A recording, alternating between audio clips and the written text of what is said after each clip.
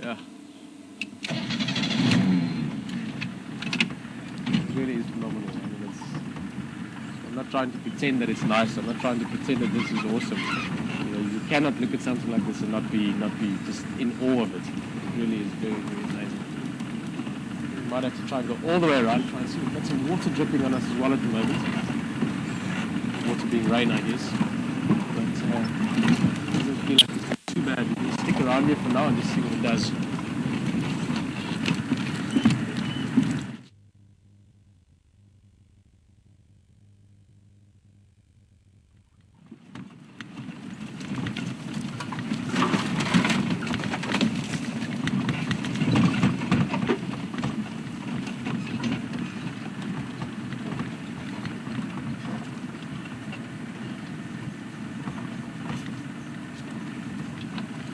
Yeah, they're so well camouflaged. They're right in here. Alex, there is one. It's going to be a tricky thing to try and show that. Right in there. Oh, they've got some. Sorry, I'm just going to move quickly.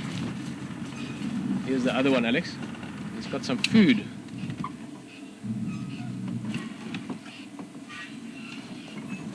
Oh, perfect hiding place for these youngsters. Can't go forward more because then I will actually fall into this drainage line.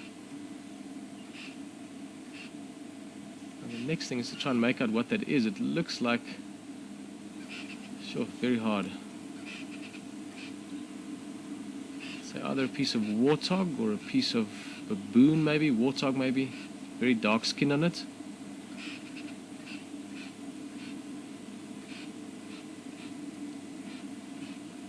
Other one is just underneath now. Can't see it, actually just saw a bit of movement. Oh, there, the food's dropped. Game of cat and mouse. Or shall I say two cats and a piece of meat.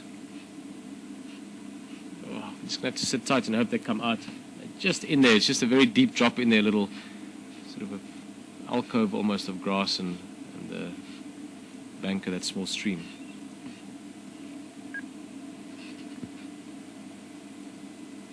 Here we go, one is moving. It's going to walk along that branch. We are going to see some beautiful movements around. If they keep playing around in these branches, we're going to see them in their true element. Very, very good at climbing. Just look at that. Wow.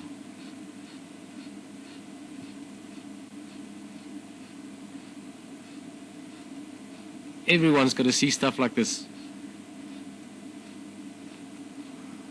Please make sure if you have friends or kids that haven't seen wildlife before, that they see something like this. All you have to do is a few minutes of appreciating these amazing animals, and people's hearts will always be close to them.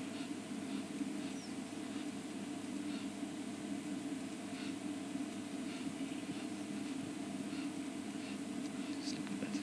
Looking up at the squirrel sitting in the top of a tree here, obviously not too happy with having two leopard at the base of the tree.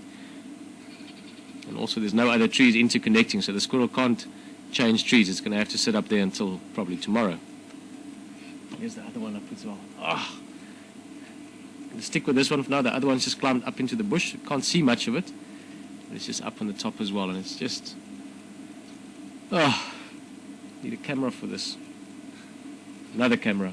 The one that you're sharing with us already is brilliant. And guys, keep in mind, this leopard is licking itself right now. You don't know what it's going to do next. It might climb down, it might go play with the other leopard, it might fall asleep. That bit of grooming you just saw is happening as we watch. I still think that's very special, just that in itself. The fact that we can sit in the middle of the bush here, southern Africa, a few drops of rain falling on us, and that you can sit wherever you might be in America and Canada, Europe, South Africa, and you can share this moment with us right now. This is what Wild Earth wants to do. This is what Wild Earth will keep doing. And hopefully people like you and many others will keep appreciating it. It's in your nature. This is the stuff you want to see.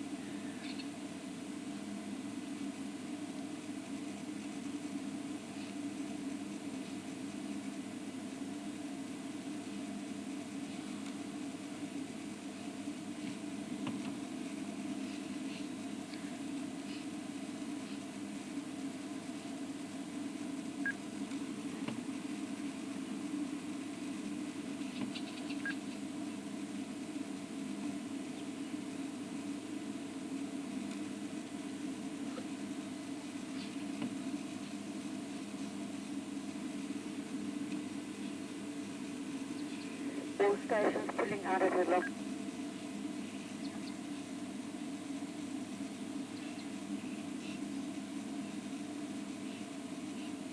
Oh, look at that, it's going to stalk the other one maybe, a bit of play coming along. And the squirrel making more noise again. It's also more alert suddenly. Can't blame it. Look at those leopards, I mean, they're so agile, especially at this age, they're still young. Yeah, I love their eyes. Leopard have just got the most amazing eyes, and then of course that tail. Always reminds me of those feathers the gentlemen used to wear in their hats, 16 and 1700s. So I'm trying to talk to the game drivers again quickly. Sorry about the radio problem, but it's important.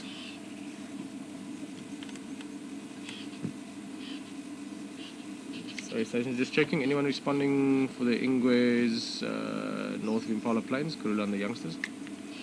Yeah, I'm for. Sorry, Peter, I'd like to come see those youngsters there.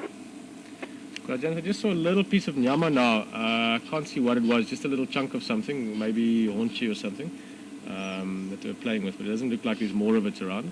I'm just going to be back on our channel, but if you call me, Jan will copy at the control center and let me know. Okay, copy. So if I just come straight to Impala Plains, I'll get you there.